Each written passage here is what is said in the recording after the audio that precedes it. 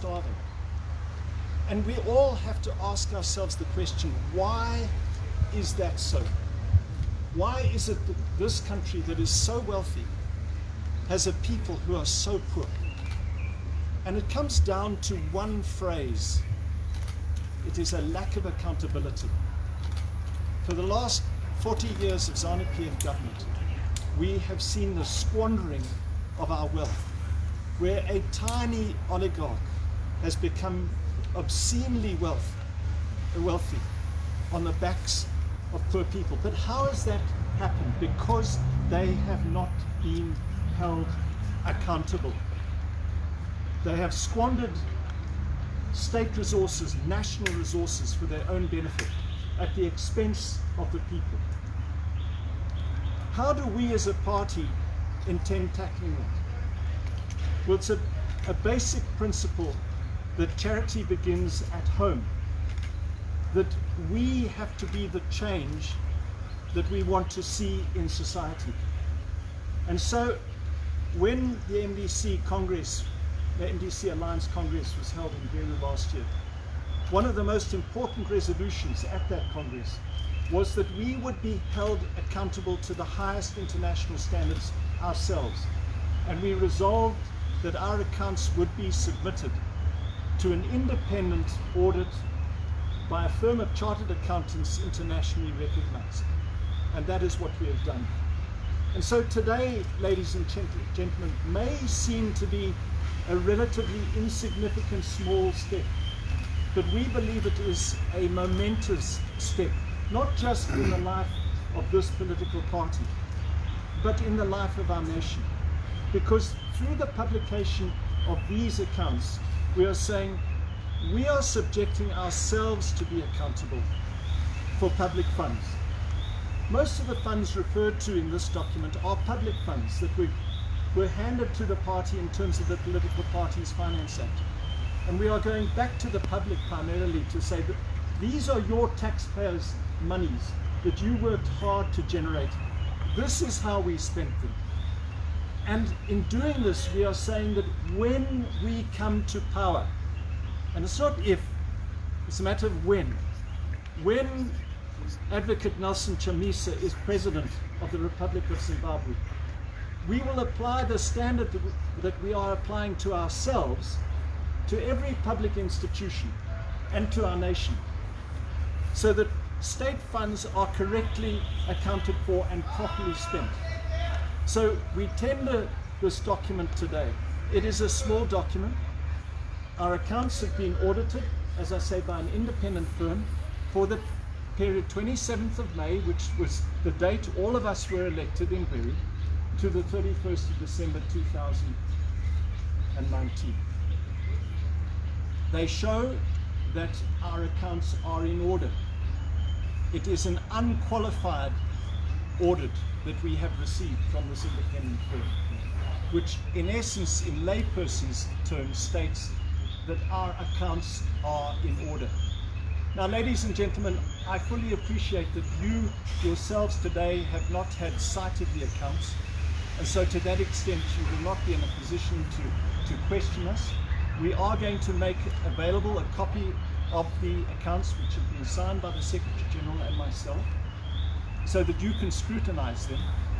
I recognize that you won't be able to perhaps ask the questions that you want to, but in the spirit of transparency, you can email me, and I undertake that I will respond to your questions in writing, or if you want further interviews, so that you can interrogate these accounts. But I thank you very much for coming today. I thank my colleagues, in particular, may I thank the President, Advocate Chamisa, who has steadfastly supported this call made at Congress, and has supported all of us in leadership in arriving at this moment. Thank you. Members of the press, as is the practice at our press conferences, we're going to just take 2 or 3 questions from you before we conclude the business of the day today. Yes, Blessing. Thank you. My name is Blessed Mplanga from Arkansas TV and Radio and Music. I'm just going to ask you to raise your voice a little bit so that the Treasury General can hear and appreciate your question. As you present your audited account, there was concern or there was allegation that there was 2 million that went missing. Now, did your auditors look into that, and what was the final verdict of the auditors? Thank you for that question. The auditors looked at our entire books of account, including all state funds that came out, and they found that those allegations were baseless. Thank you. Yes, sir. Just maybe to enlighten us on what we should expect in the report, audit report. Can you just briefly take us through maybe when you started the audit, what funds are we talking about, how much was there, just maybe a summary of the expenditure, and maybe the balance at the moment. If there's anything else, maybe you can just add, just in brief, at least this will assist us. Just a small. Certainly, I'll give you a shortened version. So the accounts show that our income for that period in 2019, and I stress it was only for the period 27th May to 31st December, was a sum of 6,277,000. The bulk of that was from government, from the Political Parties Finance Act, and there was a minimal amount of donations from our supporters and, of course, membership subscriptions. During the period, we ended up with a surplus of 743,000 Zimbabwe dollars. Thank you. Yes, ma'am. Just to know, what is the basis of presenting the 2019 audited reports now towards the end of 2020? Thank you. Why did it take you this long? Ma'am, I'm in a law firm. I'm the senior partner of the law firm. Because of COVID, our own audit has not been completed, and that is the position right across the country. If you speak to Zimmer, people have got tax extensions right across the country because the accounting profession itself was affected by that. Its offices were closed, it had a backlog. So that's the main reason. The other reason, of course, is that government illegally cut off our funding this year. We were entitled to $7 million, which has illegally now been transferred to a party that got something like 45,000 votes in 2018. Because of that, we were unable to meet our financial obligations to the accounting firm.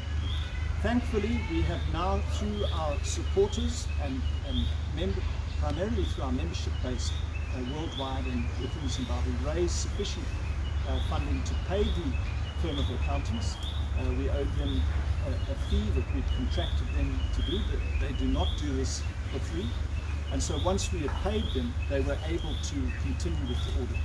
But let me stress that they started this in February, but then there was this long hiatus, partly because of our inability to pay them due to, ironically, government's failure to pay us, but also partly due to COVID. Thank you. I'll take two final questions and then we'll close our presser. Yes, sir? There were allegations a few months before that the party is in red. Is this what is also being shown in the report? So these accounts show that we were in the black at the end of the year.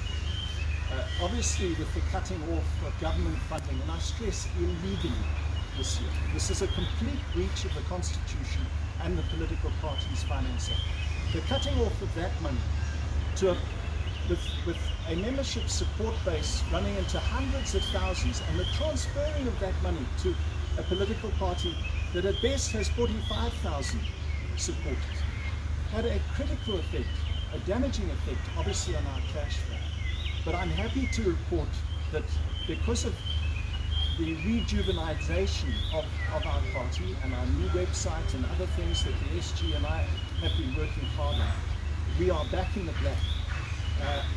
Only just, but let me tell you, in the context of this COVID-afflicted economy, it is remarkable that we are in this state. Thank you. We'll take one last question and then process. Yes, sir. I just need clarity on the figures. You indicated that you received 27 million, but you spoke of 6 million in your presentation. You spoke of 6 million in your presentation, and the donations that can say for foreign currency, how we should take that in that 6 million. So I think that I perhaps didn't make myself clear. The 7 million was the amount that we were entitled to in March this year. The 6.2 million was the amount we received last year, the bulk of which came from the Political Parties Finance Act, which was some 5 million, and the balance of that was what came in from our membership base.